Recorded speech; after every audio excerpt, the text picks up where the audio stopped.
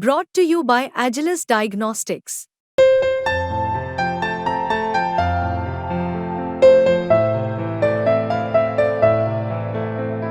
Agilus Diagnostics.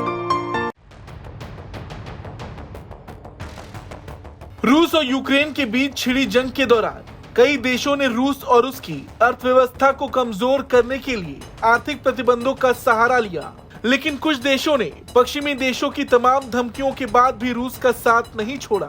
उन देशों में भारत तो था ही, लेकिन चीन भी रूस के समर्थन में खड़ा रहा। और अब जो खबर सामने आ रही, उसके मुताबिक रूस लगातार आर्थिक और रणनीतिक रूप से चीन पर निर्भर होता जा रहा है।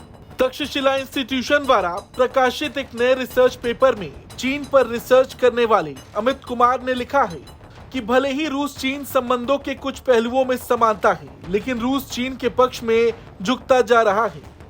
China Russia relationship assessing the power asymmetry शीर्षक वाले पेपर के मुताबिक इस तरह की विषमता ने रूस को चीन पर बहुत कम रणनीतिक लाभ दिया और इसे चीन पर अत्यधिक निर्भर बना दिया है।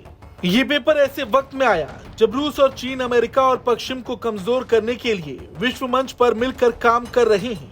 चीन और रूस ने अपनी दोस्ती को मजबूत किया है और ईरान और उत्तर कोरिया के साथ ही सत्तावादी शासनों के साथ एक पश्चिम विरोधी गुट बनाया है। इन शासन ने अपनी अर्थव्यवस्थाओं और व्यापार प्रथाओं को इस तरह से जोड़ा है कि वो पश्चिमी संस्थानों को पूरी तरह से दरकिनार कर देते हैं और पारस्परिक रूप से लाभकारी उद्देश्यों को पूरा भी करते हैं। आपको बता दें, रूस के कुल निर्यात में सबसे बड़ी हिस्सेदारी चीन की है। शायद यही वजह है कि यूक्रेन पर आक्रमण करने से पहले रूस ने अंतर्राष्ट्रीय आर्थिक प्रतिबंधों को लेकर ज्यादा चिंता नहीं की और उसके अंतर्राष्ट्रीय व्यापार के एक बड़े हिस्से पर इन प्रतिबंधों से कोई फर्क भी नहीं पड़ा।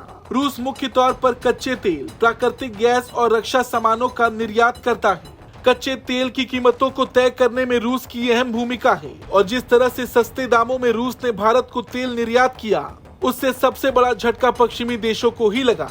तमाम प्रतिबंधों के बाद भी वो रूस का सीधे तौर पर कुछ नहीं बिगाड़ सके। यूक्रेन युद्ध की शुरुआत के बाद से जब रूस पर प्रतिबंध लगे और उसने पश्चिम तक बाजार पहुंच खो दी, तो चीन और भारत जैसे देश ही बचाव के लिए आगे आए।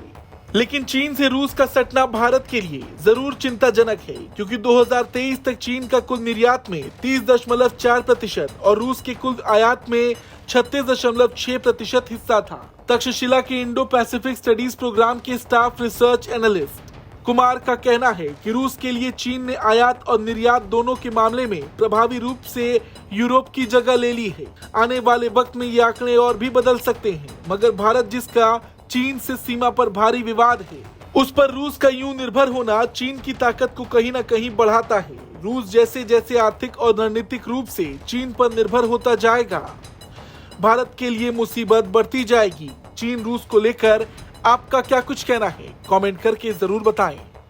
ब्यूरो रिपोर्ट, भारत तक।